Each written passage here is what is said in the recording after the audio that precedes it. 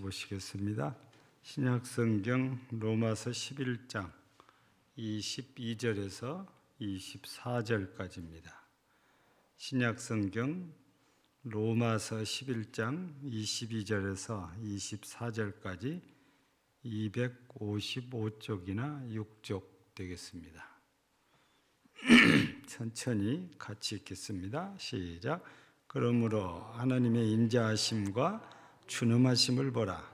넘어지는 자들에게는 준엄하심이 있으니 너희가 만일 하나님의 인자하심에 머물러 있으면 그 인자가 너희에게 있으리라. 그렇지 않으면 너도 꺾이는 바 되리라. 그들도 믿지 아니하는데 머무르지 아니하면 접붙임을 받으리니 이는 그들을 접붙일 능력이 하나님께 있음이라. 네가 원 돌감람나무에서 찍힘을 받고 본성을 거슬러 좋은 감람나무에 접붙임을 받았으니 원가지인 이 사람들이야 얼마나 더 자기 감람나무에 접붙임심을 받으리라. 아멘.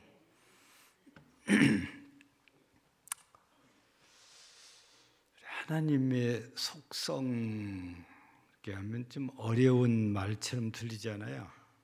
근데 알고 보면 그렇게 어려운 게 아니고 쉬운 거죠. 우리가 하나님의 속성하면 사랑과 공의를 말합니다. 근데 우리들이 모르는 게 아니고 잘 알고 있지요. 그래서 우리가 하나님을 사랑의 하나님 수도 없이 고백하고 우리가 부르고 있잖아요.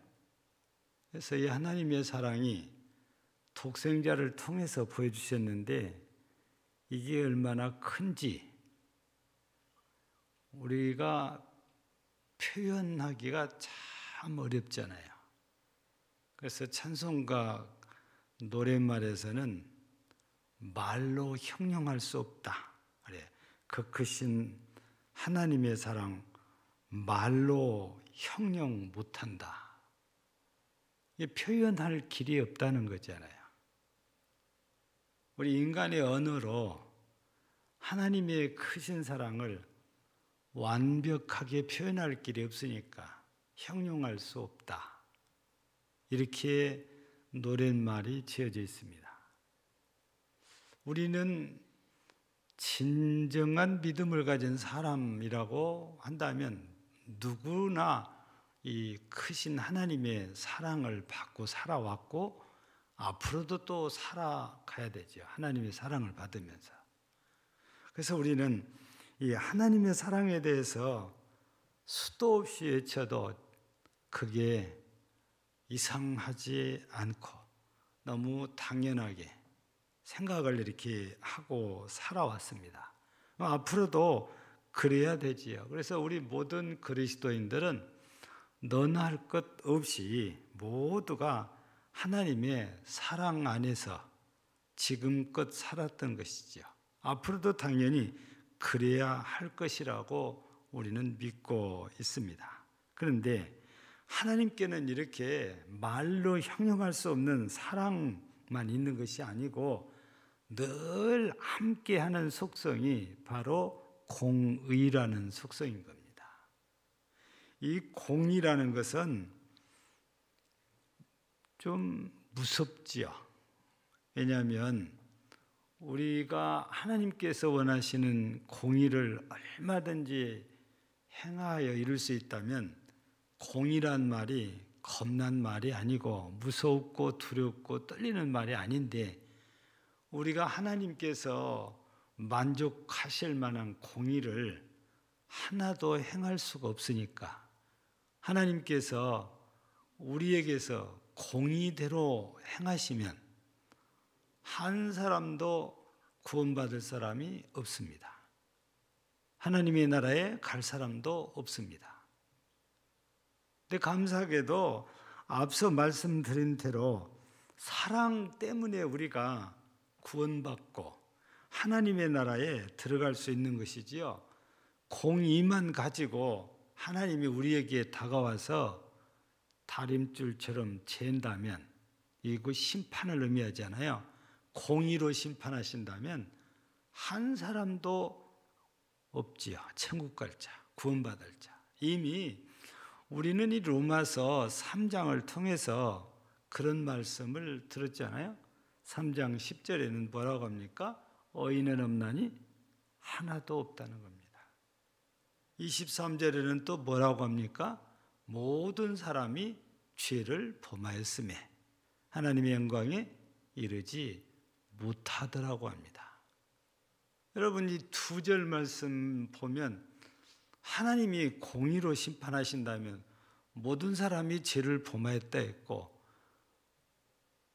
한 사람도 의로운 사람이 없다는데 누가 하나님의 공의로운 심판 앞에서 의인이라고 인정을 받고 구원을 받아 천국 가겠습니까? 아무도 없는 거지요. 감사하게 우리는 하나님께서는 공의만 가지고 계신 분이 아니고 사랑을 갖고 계시기 때문에 우리 그리스도인들은 공의로운 심판보다 하나님의 사랑에 의해서 하나님의 자녀가 되었고 하나님의 나라의 백성이 된 거지요.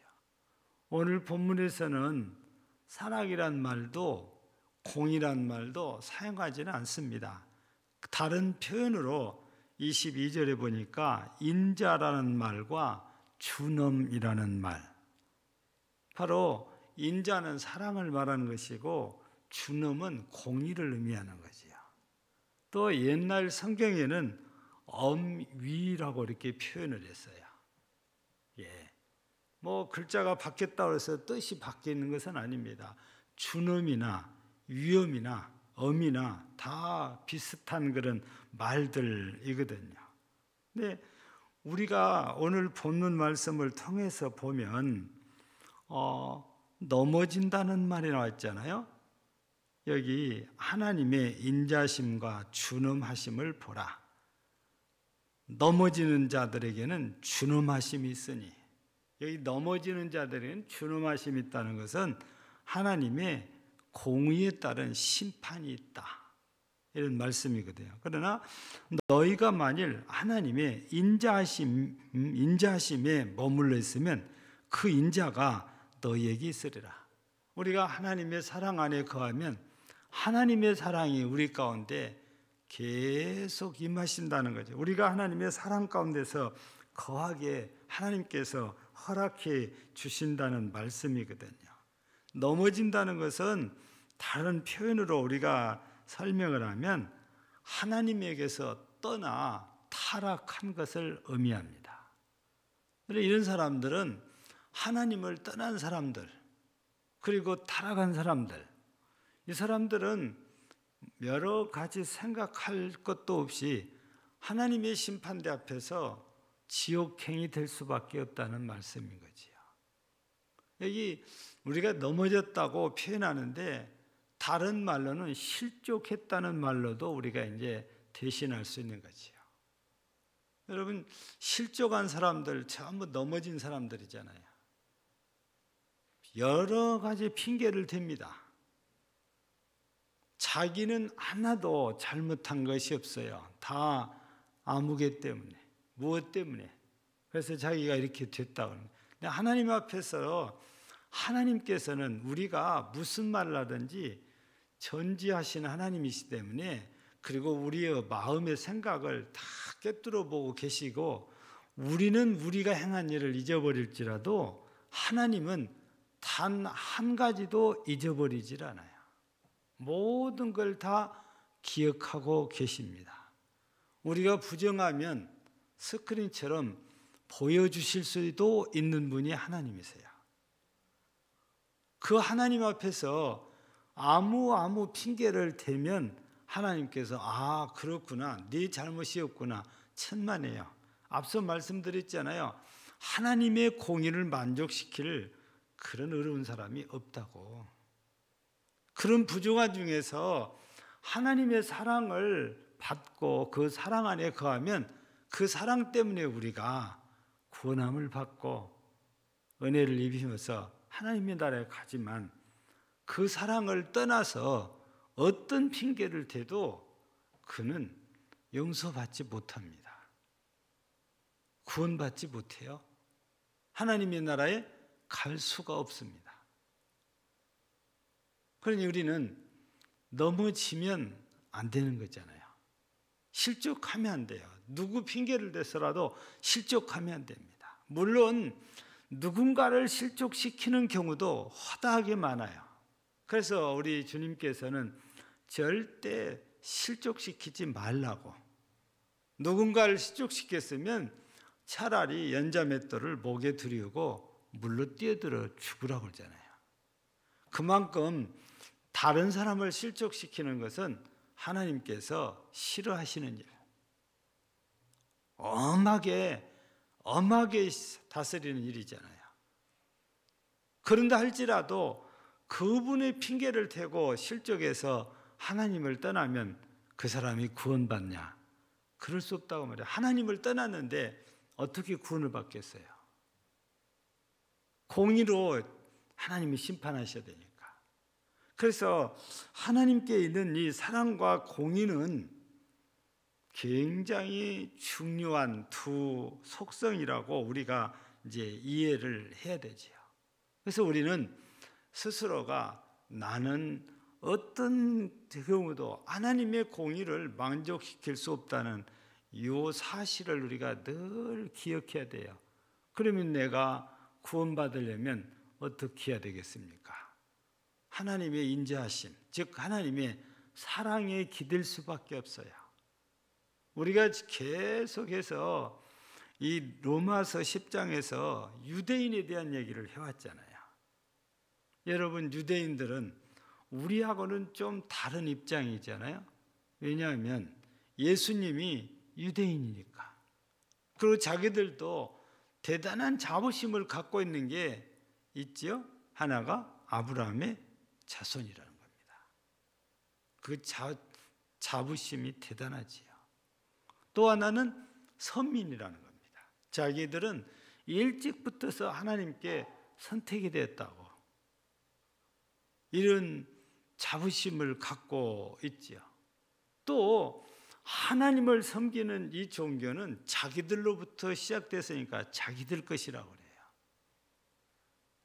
그래서 여호와 하나님이 우리가 그분을 우리 하나님이라고 보면 그 사람들은 웃습니다. 이해가 안 되는 얘기가. 우리 하나님인데 쟤네들이 자기네 하나님이라고 그래요. 마치 우리 아버지를 전혀 모르는 사람이 아버지하고 부르고 오는 것과 똑같아요. 그 사람들 입장에서는. 그러니까 유대인들 입장에서는 그게 용납이 안 되고 받아들일 수 없는 이런 현실이거든요. 그러나 우리는 하나님의 말씀을 통해서 보니까 하나님은 믿는 자의 하나님이구나. 우리는 이 진리를 깨달았기 때문에 내가 하나님을 믿는 이상 하나님은 언제라도 우리가 부를 수 있는 절대자, 우리의 절대자의 유일하신 신이란 말이에요. 유대인들의 입장과 우리의 입장이 다르긴 하지만 그렇다고 해서 유대인의 입장을 우리가 인정할 수는 없는 거잖아요. 그거는 우리가 인정하고 안 하고 차원이 아니고 하나님께서 그런 기득권만 갖고 있으면 구원받는다고 찰석같이 생각하고 있는 유대인들에게 여기 넘어진 자 얘기가 오늘 나온 거죠. 이미 앞에서는 꺾인 가지 있잖아요. 잘라나간 가지. 모두가 다 이런 종교적인 기득권을 가지고 유대인들이 자기들은 꼭 구원받는다, 이렇게 확신을 갖고 있지만 하나님께서 원하시는 공의를 이루지 못하면 구원받지 못하지요. 그들은 지금까지 그래왔고 아마 앞으로도 계속 그럴 것 같아요. 율법을 지켜서 의를 이루려고. 여러분, 그렇게 우리가 본다면 유대인들은 오래전부터 율법을 지켜왔잖아요. 그런데 왜 성경에는 의인은 없나니 하나도 없다고 모든 사람이 죄를 범하였다고 그래요? 그러면 유대인은 그 안에 포함이 안 될까요? 아니죠. 다 포함되지요. 그거는 유대인들이 율법을 지킨다고 했지만 하나님의 공의에 만족할 만한 그런 율법을 지키지 못하며 살아왔다는 증거인 겁니다. 그러니 아무리 그 유대인들이 종교적인 기득권이 있다고, 즉 선민의식을 가지고 아브라함의 혈통이라고 그래도 아무 소용이 없는 거지요. 하나님의 공의로운 심판대에 서면 죄만 드러날 뿐이지요. 우리는 여러 말들 가운데 예수님께서 이 바리새인들과 서기관들에게 자주 사용하신 말씀이 뭡니까? 외식주의자라는 말입니다.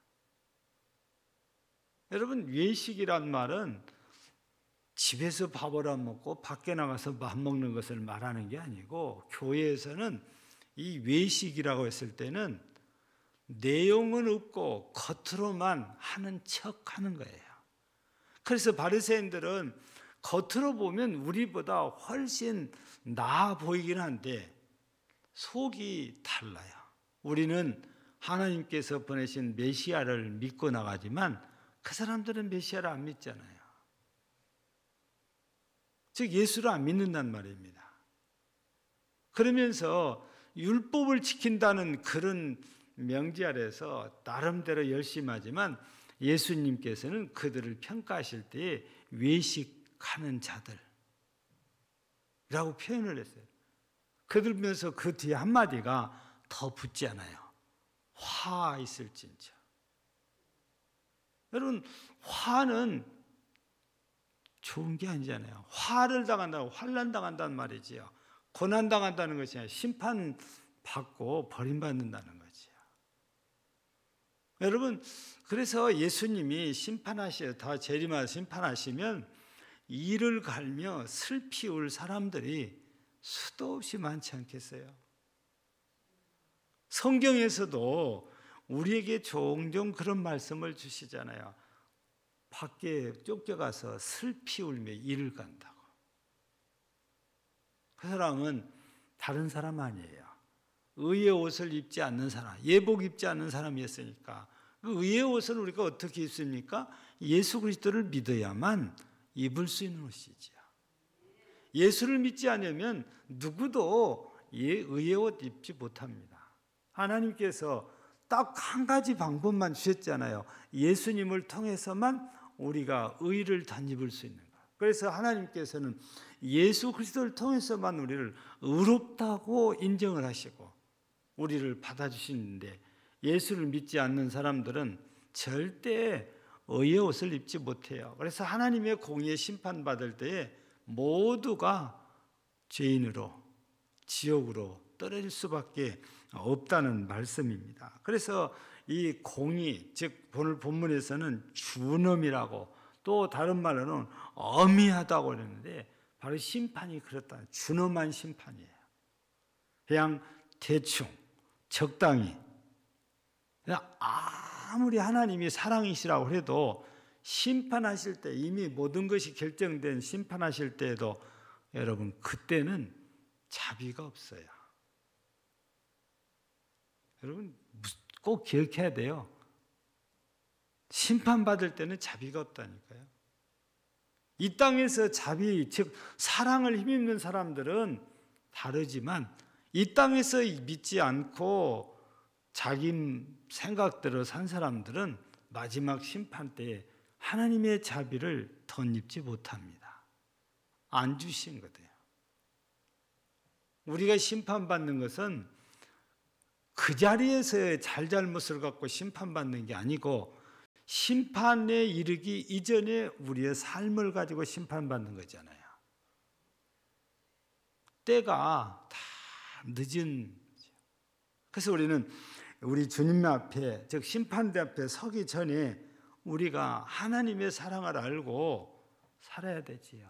그런데 여기에서 제가 두 가지 얘기를, 사랑과 공의 얘기를 했는데, 그러면 사랑, 하나님의 사랑, 이 사랑을 입으면 누구나 이렇게 구원받을 수 있다, 이런 말씀을 제가 드렸는데, 그렇다고 무조건 우리가 하나님의 사랑을 받을 수 있는 것은 아닙니다.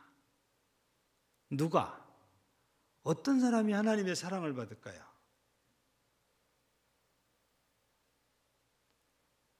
유대인들처럼 열심히 율법을 지킨다고 애를 쓴 이 사람들이 사랑을 받을 만하지 않습니까? 그런데 하나님이 사랑하는 사람은 그런 사람이 아니에요. 그럼 누구를 사랑하냐? 예수 그리스도를 메시아로, 구주로 믿고 나온 사람들을 사랑합니다. 왜냐? 예수님이 보증을 해주시니까. 그래서 믿음으로 나오는 사람은, 예수 그리스도를 믿고 하나님 앞에 나온 사람들은 하나님께서 예수님을 통해서 어마어마한 사랑을 주시지만, 그래서 죄가 있는데도 없다고 다 덮어버리잖아요. 그리고 구원해 주십니다. 그리고 하나님의 나라를 기업으로 주십니다. 사랑 때문에 그래요. 근데 그 사랑을 덧입으려면 예수가 나의 구주라고 믿고 나와야 된단 말이죠. 예수 그리스도를 대한 믿음을 갖지 않는 사람은 아무리 하나님의 사랑을 받고 싶어도 안 되지요. 하나님이 믿음 없는 사람, 믿지 않는 사람 사랑하지 않아요. 사랑을 해도 구원받을 이런 사랑을 주시지 않는다는 거죠. 우리가 하나님의 사랑을 받고 살려면 하나님께서 우리 속에 감동을 주셔서 예수가 나의 구주라고 믿어진단 말이에요. 성령께서 이렇게 믿게 만들어요. 그때 우리가 믿고 주님 앞에 나오면 우리 하나님께서 우리를 정말 사랑하십니다. 그래서 우리는 수도 없이 찬송하고 고백한 게 십자가의 사랑, 독생자의 사랑이잖아요. 곧 예수 그리스도의 사랑입니다. 그 사랑을 우리가 받고 구원받아서 하나님의 나라에 가려면 꼭 예수가 나의 구주라고 믿는 것. 이 믿음. 그래서 주님께서는 말세에 우리에게서 뭘 보신다고 합니까? 믿음 보신다고 그러세요. 믿음 없는 자들은, 믿지 않는 자들은 아무리 이 땅에서 권력을 갖고 있고 높은 자리에 있고 돈이 많고 학력이 많고 아무 소용없어요. 우리는 찬송가에서도 그러잖아요. 544장입니까? 울어도 힘으로도 안 된다고 그러잖아요. 믿으면 되겠네 그러잖아요. 하나님의 사랑을 우리가 정말 받아서 누리고 살려면 예수 그리스도를 나의 구주로 믿고 나오는 것, 이게 길입니다. 딱 하나의 방법, 하나의 길이 이거지요. 아무리 유대인들이 주장하는 기득권 소용없어요. 선택받았다고요? 예수 안 믿으면 아무 의미가 없다, 이 말씀인 것입니다. 그래서 우리는 오늘 저녁에 이 사랑과 공의, 이 두 단어를 우리가 마음속에 깊이 새겨야 됩니다. 어떤 일이 있어도 우리는 하나님의 사랑받는 자가 되어야 되지, 이 공의에 따라서 심판받는 자가 되어서는 안 됩니다. 물론 우리가 형식적으로라도 심판대 앞에 선다고 분명히 말씀하십니다. 그러나 우리는 예수를 믿는 그것 때문에, 이미 우리가 사랑을 입은 자이기 때문에 심판대 앞에 서도 우리는 문제가 하나도 없어요. 예수 그리스도의 의로 우리의 모든 죄를 사하셨기 때문에 우리의 죄가 하나도 남아있지 않아요. 심판대 앞에 서도. 그래 우리는 당연히 하나님의 나라로 가지요. 그러나 나름대로 율법 지키겠다고 낑낑거리고 애를 썼지만 예수를 믿지 않았다면 심판대 앞에서 자기의 공의를 인정받지 못하지요. 그러면 우리가 마지막 한 가지 더, 이렇게 하나님께서 심판하실 때 공의를 따라서 심판하신다고 하는데 우리가 자칫 잘못하면 실수할 수 있는 것 중에 이런 것이 있어요. 나의 의를 자꾸 드러내려고 하는 것. 그러면 나의 의가 뭐냐? 나의 공로예요. 내가 금당제을께서 건축할 때 헌금을 얼마 했는데, 내가 금장들께서 집사로 얼마를 봉사했는데, 내가 금당제을께서 권사로 몇 년을 봉사했는데, 이런 걸 자랑하면 그게 자기 의를 드러낸 거예요. 근데 하나님께서 이런 거 구원의 조건으로 보시질 않습니다. 반대로 하나님의 구원에 힘입었으면, 이뤄냈으면 당연히 주님께 봉사하고 충성하고 헌신해야 되는 거지, 그 자체가 구원받는 조건은 절대로 되지 못한다는 거예요. 하나님의 공의를 만족시키지 못해요. 도리어 이런 걸 자랑하면 교만해 보입니다. 자기 의를 드러내려고 그러니까, 자기 공로를 나타내려고 그러니까 교만한 것뿐이에요. 그래서 하나님 앞에 아무런 은혜를 입지 못합니다. 우리는 하나님 앞에 설수록 더 겸손해지고 낮아져서 무슨 말을 하면 너 이루고 왔지 않냐? 주여 마땅히 한 일을 했을 뿐입니다. 누가복음 16장에서처럼 종은 그래야 돼요. 마땅히 할 일을 했을 뿐입니다. 우리 그렇게 답해야지 되지. 그 물어보자마자 물으면 좋아서 그냥 옛날에 내가 이렇고 저렇고 뭐하고 이런 것 나열하기 시작하면 하나님의 얼굴이 편해요. 그 모든 게 하나님이 은혜 주셔서 한 건데, 그걸 자기 의로 드러내는 것은 하나님 기쁘시게 할 수 없어요. 그래서 여러분들이 다 기억하시지요? 베드로전서 5장에 누구를 물리치신다고 그래요? 겸손한 자를 물리치십니까? 교만한 자를 물리치십니까? 교만한 자는 물리치신다고 그러잖아요. 자기 자랑하면 교만이자가 돼서 주님께서 물리쳐버렸지, 그래 수고했다, 그리고 칭찬하면서 우리를 불러주지 않아요. 그래서 우리는 바울 사도가 빌립보서에서 고백하잖아요. 내가 한 일은 다 잊어버린다고 그래요. 그리고 표대를 향해서 앞으로 나아갈 뿐이에요. 내가 바울 사도를 봤어요. 자기가 한 일을 내가 이루고 자랑하면 어마어마하게 많잖아요. 근데 이건 모두 다 잊어버리고 표대를 향해서 나아갈 뿐이에요. 표대가 뭐겠어요? 하나님 나라 가는 거 아니에요? 그걸 바라보면서 땅에서 마땅히 할 일은 복음 전하는 일에 자기 모든 삶을 바치다가 결국에 순교당해서 하나님 나라 가게 된 분이 바울 사도잖아요.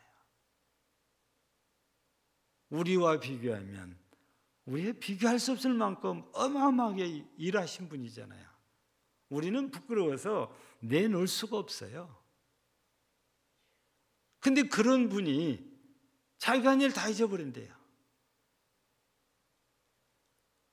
여러분, 우린 요한계시록에도 그랬잖아요. 12, 24장로가 주님 앞에서 어떻습니까? 면류관을 다 벗어서 주님 앞에 다 드려버려요.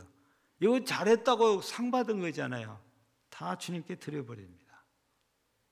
모든 사람들은 얼마나 영광스럽고 자랑스러운 겁니까? 제가 어느 분하고 그런 얘기를 한 적이 있어요. 돈이 어마어마하게 들어간다면서 되도 않을 것인데 뭐 때문에 대통령 후보로 나올까? 그랬더니 그분 말씀이 대통령 후보로만 나와가지고 사진이 붙어도 가문의 영광이래요. 우리 입장하고는 너무 달라요. 여러분, 전에도 우리 대통령 선거니까 얼마나 많은 사람들이 나옵니까? 한 사람만 될 건데. 아니, 가능성이 그래도 있어야 나오는 거예요. 근데 가능성이 전혀 없는데도 나와요. 예. 이 땅에서 가문의 영광을 위해서 나온 것 같아요. 근데 하나님 나라 갈 때는 그 가문의 영광이 1도 영향을 못 미칩니다. 없어요.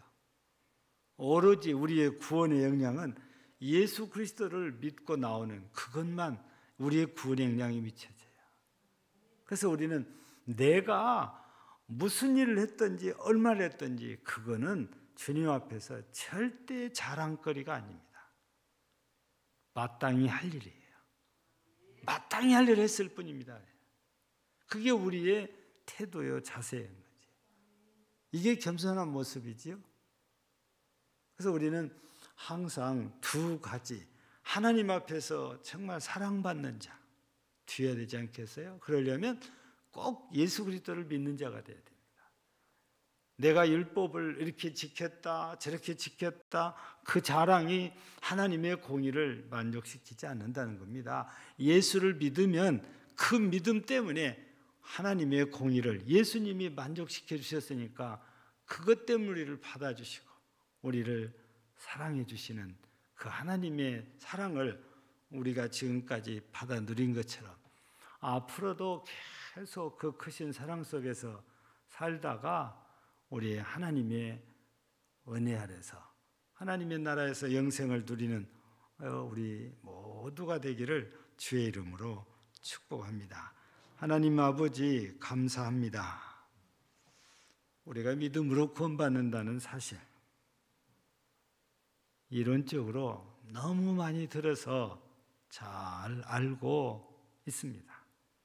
오늘 저녁에도 하나님의 속성인 사랑과 공의를 우리가 살펴보면서 하나님의 사랑을 받는데도 오직 예수 그리스도를 믿는 믿음 믿어야 하나님의 사랑을 받고 하나님의 구원을 받고 하나님의 나라에 합당한 자가 되어 하나님이 약속하신 대로 하나님의 나라에 들어가 영생복락을 누리게 된다는 사실을 우리가 믿고 어떤 경우에도 내가 한 일을 자랑하지 않게 하시고 내 공로를 내세우지 않게 하시고 내가 이렇게 말씀을 지켰느라고 자랑하지 않게 하시고 겸손히 엎드려서 하나님의 사랑에 늘 감사하다가 우리 하나님께서 약속하신 대로 우리 주 예수 그리스도를 통한 구원의 은혜를 영원토록 누리는 복된 성도들이